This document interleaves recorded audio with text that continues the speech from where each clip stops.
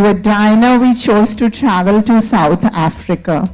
Now, South Africa, I think, sounds extremely exotic, and all of us, the moment we think of it, have mixed emotions.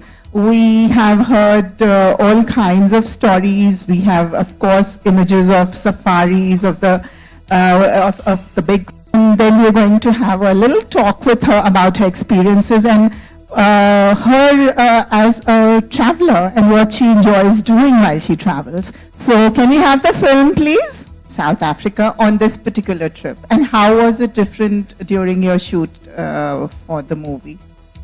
Oh, I don't know where to begin, because we spent a whole week there, as you know, you missed out. So very different, because I've been to South Africa before, but I've never been to Durban and this side of South Africa. The last time we were in Cape Town, which is more beach and mountains, and this is more, you know, Durban is a city, and we went 3 hours away to the game reserve at Pinda, which was, I mean, an experience I will never ever forget. I think that was the highlight of my trip, I have to say. It was the most beautiful place, outdoors, in the open, untouched, beautifully kept, and it was a very luxurious resort. You know, we had glass windows alongside the whole room that we were in, so your bathroom and your bathtub just opens out into the wilderness, and you can see, you know, just expanse, and then there's like impala and monkeys and right by your, you know, by your bathtub outside. So it was really, I mean, from a stay point of view as well, it was just unbelievable. We were very lucky that in the short time that we were there, we got to see so much in terms of the, you know, the animals. We witnessed a cheetah kill, which is quite rare. Yeah. You know, I have traveled so much and I still haven't got so lucky. I've been to Kenya and I've been to South Africa, but a kill I still haven't Exactly. So, I mean, it's really rare. And that too, we went out on one morning on a drive, and that's when we saw everything. So we were so happy. And I think, like you said, Lucky was with us and he brought us luck. So yeah, so we saw cheetah kill, we saw pride of lions, we saw pretty much everything, you know, rhino and the African elephant. But yeah, the cheetah kill was definitely something I'll never forget. Kind of, I mean, I don't know how to feel about it, because, you know, on one hand, you feel really sad for what you're looking at, but then you know that, you know, nature has to take its course. So, but yeah, I got a bunch of beautiful photographs. I'm really passionate about traveling and you know, my camera and taking pictures and all of that. So I came back very, very happy. And this must have been very different from the regular fashion shoots that Very different. It was way more chilled out, laid back. It was more about like enjoying the place, and it was very travel oriented, which I liked. It was, you know, keeping with the setting and all of that. Fantastic. So let's ask you, what kind of a traveler are you? Are you spontaneous? Do you like to pre-plan? Do you like to book before? So I like to be a little spontaneous. I mean, I don't like having everything etched out, like, you know, so specifically. But having said that, I'll definitely do research, you know, broad research. But then once I'm where I am, then I decide what I want to do during the day. I can't do all those guided tours and all that. That's just not my thing. Very boring. But it's really nice to just go explore the city and explore the place you're in, you know, in your own time. Do exactly what you feel like doing, not having to stick to a fixed schedule. That's how I like to do it. Fantastic. So do you manage to take as many vacations as you would like to? I somehow manage to. I just like, I will do whatever it takes, but I will find a way to travel, at least twice a year, yeah. There's something on your wish list that you would want to do in 2015? Norway. Norway, wow. Already decided. So you want to see the Northern Lights? Northern Lights, plus, you know, it's just a beautiful place. I mean, in terms of the mountains and yeah. Are you good with handling cold? I don't mind the cold, actually. Yeah, if you layer up well enough, you're fine. I prefer the cold to the heat. Okay, fantastic. Yeah. And are you a foodie? Big time. Big time, like you have no idea. Do you like to experiment? What is the weirdest thing you've eaten till now? Escargot. Escargot. Okay, yeah. That's safe. That's still pretty safe. I wouldn't do anything like really weird, because I also feel weird about it concept-wise. But yeah, but I love trying new cuisines and, you know, that kind of thing. Which destination would you say has stayed with you the most till now, of all the places you've been to? I think South Africa, and because of, like I said, the game reserve and that whole experience, plus of course Cape Town, which I think is the most beautiful place in the world so far that I've been to. And I also recently did a trip to Italy, the Amalfi Coast, which is just gorgeous. Yeah. Yeah, it sounds very lovely. Is there any place in India you would like to visit?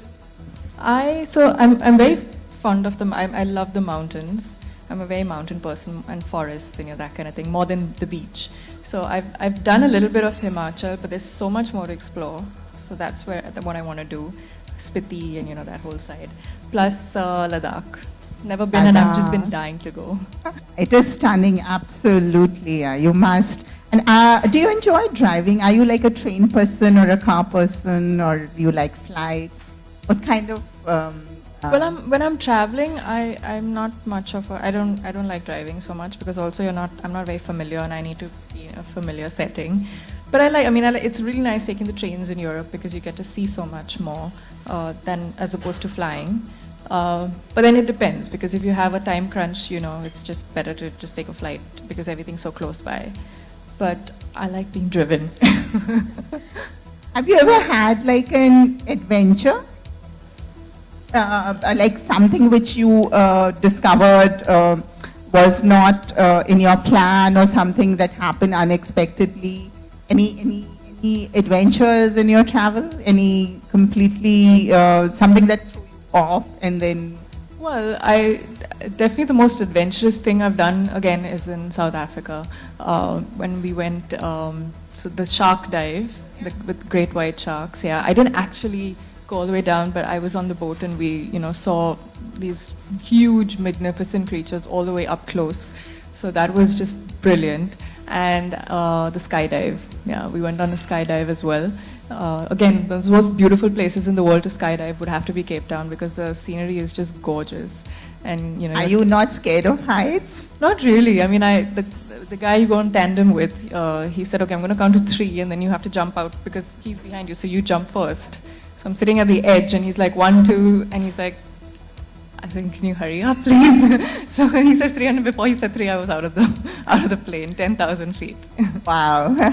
So you would do it again? I would do it again, yeah. And what about bungee? That I can't get myself to do for some reason. I mean, I can skydive, and I can do the shark thingy, but I just can't get myself to jump off a bridge or whatever and head first and all that. That's scary, yeah. Right? Okay. So, do you all have any questions? We'll take questions about the Travel Plus and South Africa trip right now. Well, we try to find some links, and we also try to find some interesting synergies. So, क्योंकि ये south Africa travel कर चुके थे और movie की shooting वहाँ उन्होंने की थी, तो हमारा ये आइडिया था कि हम उनको वापस लेके जाएं, and we should do something different this time. So they had done Cape Town, they had done something more sophisticated, towny. This time we were taking them into the wild. So we were taking them into a safari, and we were taking them into Durban.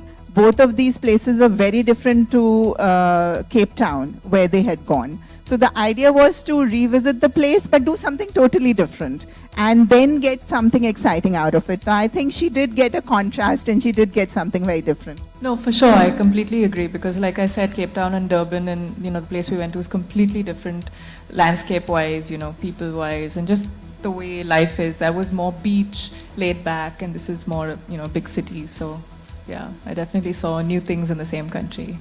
Big difference. That was like a proper 1 month schedule with dancing and all involved.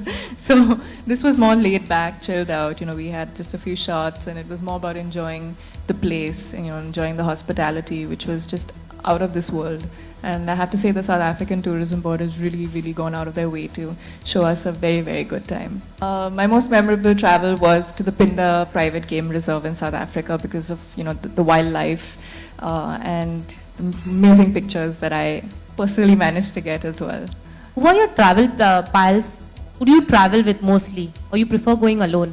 So usually when I'm traveling on work, I either stay back a few days and look around myself, which is what I do a lot mostly. So yeah, I've maybe traveled a couple of times with my mom as well, and so yeah, I travel a lot by myself as well. When I was in Paris and New York modeling back in the day, I used to take off on the weekends and go to close by places and explore on my own. So I'm quite a lone traveler.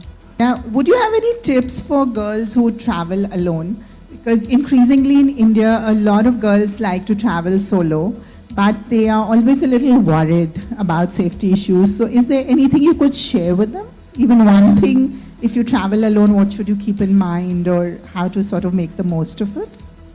I guess you have to be really aware and very alert if you're traveling alone, and usually I do research on the place that I'm going to in terms of safety, and there's a lot of blogs where people share their travel experiences, and women traveling alone have also shared their experiences on blogs. So you know what to expect. You know whether it's safe to go out post a certain hour in the evening or not. You know the safe places to go to, and you know whether it's okay to take public transport or is it better to hire private transport. So you have to keep these things in mind, and it's very important. And only then is it can you really have a relaxed, stress-free travel experience. And is it now increasingly nice to make friends as you go along? Do you find people friendly and safe and helpful while you're traveling on your own? Most often, yes. I feel like if you go to very touristy places, you do come across people that are very friendly and helpful because they're used to it and they're used to coming across a lot of tourists. If you go a little off the beaten path, maybe not so much. But it doesn't bother me really because I like doing my own thing anyway.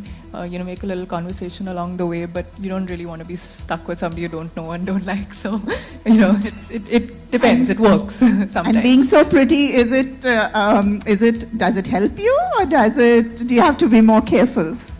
I don't think you have to be more careful really. It's just sometimes maybe if you're lucky, you get a little more help than you would need, but I mean, it's helpful. I mean, people go out of their way to, make sure you're okay and make sure you find your way if you're lost. And, so it's yeah. I've never had a bad experience. Nice. Well, this time we didn't do anything crazy, but like I said, I completely forgot to mention the night out that we had, which I actually said in the video. So we did one night, when we were in the game reserve, we did one night out under the stars where we spent the whole night pretty much in the open, in the middle of the forest. With, we only had one security guard, but other than that, it was just mosquito nets and beds in the middle of the forest. 5 of us girls decided to do a night out. It was the most unbelievable thing because we could hear animals in the, in the distance, not very far away. They sounded pretty close. We heard hyena and we could hear hippo and through the night. And, we were hoping we'd maybe hear a lion or something, but we didn't. But I had to be like one of the most insane things I've done to sleep in the forest like that overnight. With a campfire, and we had our dinner around the campfire. We had one guard, a security guard, who was armed, but of course, they said they've never had to ever use, take that route ever. They've never had to use their weapons on an animal before, which is great. So yeah, I think that would have to be the craziest thing we did this time. Somehow I'm not into souvenirs. So my way to remember a place is through the food, since I love food so much. If I'm traveling, I definitely like to try different, cuisines and eat out at different places. And that's more my memory than souvenirs, if you know what I mean. I mean, even when we were there this time, they were talking to us, the rangers were talking to us about how sometimes they have a big problem with rhino poachers for the horn. And it's very sad because you're killing the animal for one piece of yeah, exactly, and it's just so not worth it because what is that being used for? It's probably either some accessory or like a fashion something or and it really bothers me as well. And it's like, what do you do though? You try creating awareness and spreading the word, but there's always going to be that little lot of people that just don't get it. So it's very sad. Yeah, I'm completely against it, and I would do whatever it takes to, help in any way I can. Even in India with the tigers, for example, I've always been very anti animal poaching. Thank you so much, Dinah.